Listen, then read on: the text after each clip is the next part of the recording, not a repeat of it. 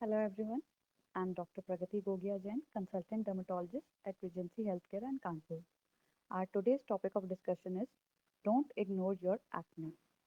Now, acne is a very common problem that we all must have gone through or must be going through.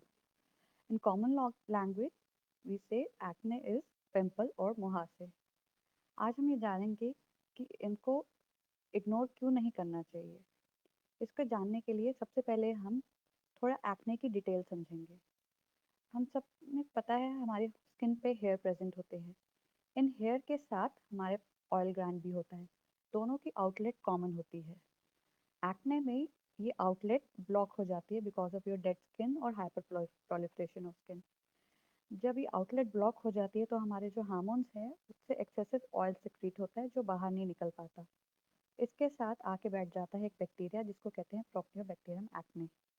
अब हमारे पास एक clogged gland है जिसमें बहुत सारा ऑयल बना हुआ है और उसमें बैठा हुआ है एक बैक्टीरिया जो अब बहुत प्रोलिफरेट कर रहा है.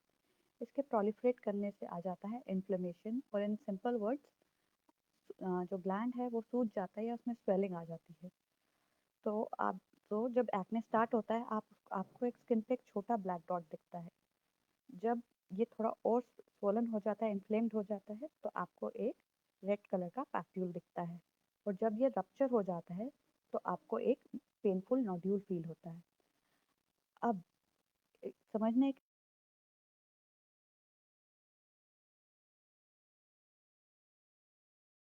मिस और बॉटम लेयर है डर्मिस. सिंपल शब्द में जो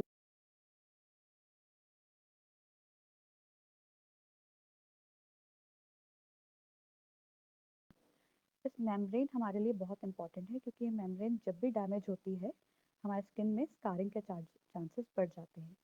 तो आपका ये जो एक्ने वाला ग्लैंड है जब ये क्लॉग हो जाता है और इन्फ्लेम्ड हो जाता है आफ्टर अ पॉइंट जब इन्फ्लेमेशन इतनी ज़्यादा बढ़ जाती है कि ये रप्चर होता है तो साथ में ये इस मेम्ब्रेन को डैमेज करता है जिसकी वजह से आपको परमानेंट दाग निशान पड़ सकते हैं. इसलिए एक्ने को प्रिवेंट करना बहुत ज़रूरी है. इनको इग्नोर नहीं करना चाहिए वरना हमारे फेस पे परमानेंट दाग आ सकते हैं. अब हम जानेंगे कुछ कारण जिससे आप अपने एक्ने थोड़ा प्रिवेंट कर सकते हैं. सबसे पहला पॉइंट फूड. आप जो खाना खाते हैं उससे एक्ने पे फ़र्क पड़ता है. इसमें भी हाइपरग्लाइसेमिक डाइट एक्ने को सबसे ज़्यादा इन्फ्लुएंस करती है. हाइपरग्लाइसेमिक डाइट क्या है? वो डाइट जिससे खाने के बाद तुरंत आपका ब्लड ग्लूकोज लेवल शूट करता है. जैसे कि आपके चॉकलेट, पिज़्ज़ाज़, आपकी कार्बोनेटेड ड्रिंक्स. इनमें जब आप खाते हैं कार्बोहाइड्रेट चाहे जितना भी हो बट कुछ ही देर में ये सारा कार्बोहाइड्रेट ग्लूकोज में कन्वर्ट हो जाता है. तो आपको खाने में ध्यान रखना है वो सारे खाद्य पदार्थ जो हाइपरग्लाइसेमिक है जिनसे आपका ब्लड ग्लूकोज बहुत जल्दी इंक्रीज हो सकता है दो फूड हो जिसमें कार्बोहाइड्रेट लेवल सेम हो पर उनका ग्लाइसेमिक इंडेक्स डिफरेंट हो. तो आपके चीज़, स्ट्रॉबेरी, चॉकलेट्स, पिज्ज़ा, चिप्स, आलू पराठा, ये सबको आपको थोड़ा अवॉइड करना पड़ेगा. Now second after food your second factor is friction. अगर आप बार बार हेलमेट पहनते हैं या आपके बैकपैक है या सिंपली आपका एक हैबिट है अपना हाथ ऐसे रखने की तो कांस्टेंट फ्रिक्शन से भी हम एक ये ओक्लूसिव इफेक्ट प्रोड्यूस कर रहे हैं जिसकी वजह से एक्ने बढ़ सकते हैं. फूड के बाद है ऑयल. हमारे इंडिया में एक कॉमन ट्रेंड है ऑयल लगाने का. ऑयल बालों के लिए आपका कंडीशनिंग इफेक्ट तो दे रहे हैं बट जब ये फोरहेड पे आता है तो ये आपकी स्किन की टॉप लेयर को ऑक्लूड कर देता है. आपने ज़्यादा देखा होगा जो लोग ज़्यादा ऑयल लगाते हैं उनको फोरहेड एक्ने बहुत कॉमन है. ऑल्सो अगर आप सोचते हैं कि नहीं हम तो ऑयल लगाते ही नहीं हैं सिर्फ एक दो घंटे ही लगाते हैं then still remember when you wash it off it flows all over your face. So ideally for an acne prone skin oil is not advisable. Another factor is cosmetic. आपके जो कॉस्मेटिक होते हैं अगर आप ध्यान से देखेंगे तो उनमें एक वर्ड लिखा होता है कॉमेडोजेनिक और नॉन कॉमेडोजेनिक. ये कॉमेडियन आपके एक्ने की फर्स्ट स्टेज है जिसमें आपका ऑयल डक्ट ब्लॉक हुआ है. आपको एक ब्लैक स्पॉट जब दिखता है एक्ने आने से पहले दैट इज द कॉमेडियन. तो आपके काफ़ी कॉस्मेटिक्स होते हैं जो कॉमेडोजेनिक होते हैं स्पेशली जिनके अंदर कुछ इंग्रेडिएंट्स जैसे कि लियोनिन, आइसोप्रोपाइल माइसिलेट ऐसे नाम लिखे होते हैं, शिया बटर, कोको बटर. ये these are kind of comedogenic जो आपको एक्ने के लिए और प्रोन करते हैं. सो आइडली इफ अगर आप कॉस्मेटिक लेते हैं और उस पर लिखा हुआ है non comedogenic then those are preferable. Now, next factor is your drugs. कुछ drugs होते हैं जो specially acne करते हैं, like your steroids, your anti-epileptic drugs, your lithium, and some of the carcinogenic drugs, isoniazid, which is a common anti-tuberculosis drug. इनसे acne होने के chances हैं. पर हमारे कुछ over the counter fairness creams भी है जिनसे एक्ने होता है. हम जाते हैं, हम फेयरनेस क्रीम ले लेते हैं, पर हम कभी उसका इंग्रेडिएंट नहीं पढ़ते. जब आप पढ़ेंगे तो आप रियलाइज़ करेंगे उसके अंदर एक इंग्रेडिएंट होता है steroid. Steroid makes your skin more acneiform. Steroid की वजह से ना सिर्फ आपके चेहरे पे एक्ने आते हैं, वो रेड भी रहने लगता है, उसकी वजह से स्किन पतली भी होती है, और आफ्टर अ पॉइंट आपके फेस के बाल भी बढ़ना शुरू होते हैं. तो जो आप over the counter skin lightening creams लगा रहे हैं, उनको लेने से पहले प्लीज़ प्लीज़ प्लीज़ ध्यान से लेबल ज़रूर पढ़िए. They should be steroid. They should not contain any potent steroid. They will harm your skin. Then the other things that you use on your face is like sunscreen and moisturizers. These sunscreen and moisturizers can increase your acne. And ideally, for an acne-prone skin, you should take a gel-based sunscreen or a gel-based moisturizer. They are more beneficial for your skin. Then stress and acne. जब आपकी body में stress आता है तो आपका cortisol level बढ़ता है. ये कॉर्टिसोल लेवल आपके जो हार्मोन्स है लाइक एंड्रोजेनिक हार्मोन्स, ये भी बढ़ाते हैं.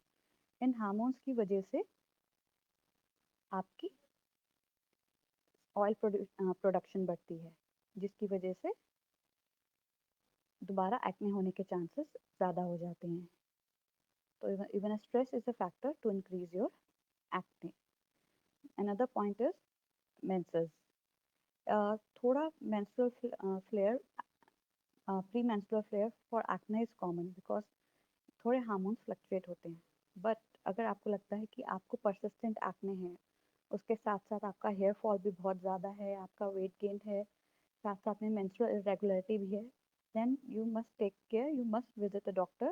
Maybe you are going towards a disease called as polycystic ovarian syndrome. And this disease not only cause acne but on long term has many other problems like metabolic side effects and infertility. So ideally it should be get investigated. Another factor for your acne is uh, your lifestyle. Maybe you have a lifestyle where you have you do excessive gymming, there's excessive sweating, or maybe you use something over your face, or you have a profession जिसमें आपको बार बार Greece या chef आपके face पे बार बार oils आते हैं, Greece आता है, then that can also lead to acne. Another thing I would like to talk about COVID and acne. आजकल COVID में we all are wearing masks. Now excessive wearing of mask also can lead to acne. Now but we can't stop wearing masks. So what can we do? Number one, if you are using makeup and you are also wearing mask for a long period, then ideally you should avoid makeup.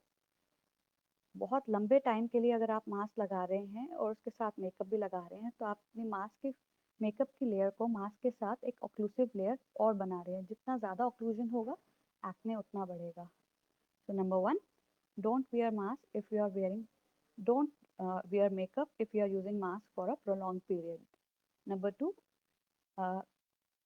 Proper fit of the mask. अगर आपका mask बहुत tight है तो भी problem है, बहुत loose है तो भी प्रॉब्लम है. एक ऑप्टिमल फिट आपको चाहिए मास्क का. It should be snugly fit. Number three, a mask free period. अगर आपका बहुत प्रोलॉन्ग एक मास्क पहनना है तो ideally after every 4 hours you should give a 15-minute break. And when you take your 15-minute break, you should take care that you are at least maintaining 6 feet of the social distancing, or you are in an indoor room. Another thing is the material from which your mask is made. Ideally, it should be made of cotton. You should avoid synthetic material like nylon, polyester. They should be avoided. The last point in your mask is the washing of your mask. The mask should be washed in a fragrance-free hypoallergenic detergent. जो detergent है ideally fragrance free होना चाहिए, और अगर उस पर hypo allergenic लिखा है देन इट्स बेस्ट। और आपको धोते हुए ये ज़रूर देना चाहिए कि ये उसके अंदर का डिटर्जेंट पूरा अच्छी तरीके से बाहर निकल जाए। That is also very important point for your mask. Another important point that I would like to highlight is, हमें काफ़ी बारी लगता है कि हमारी home remedies are sufficient for to treat your acne. हम नीम साबुन इस्तेमाल कर लेते हैं, मुल्तानी मिट्टी, कुछ नहीं है तो ओवर द काउंटर ट्यूब ले लेते हैं। आप देखिए, your acne is occurring because of the 4 factors: hyper proliferation of your skin, excessive sebum production, your propionibacterium acne and your inflammation. आपकी कोई भी रेमेडी इस चारों फैक्टर को साथ में काउंटर नहीं कर सकती। You are always missing some और द अदर पॉइंट। अगर आप ओवर द काउंटर ड्रग भी लेते हैं which is killing your bacteria, but alone long term में आप खुद अपने लिए रेजिस्टेंस क्रिएट कर रहे हैं।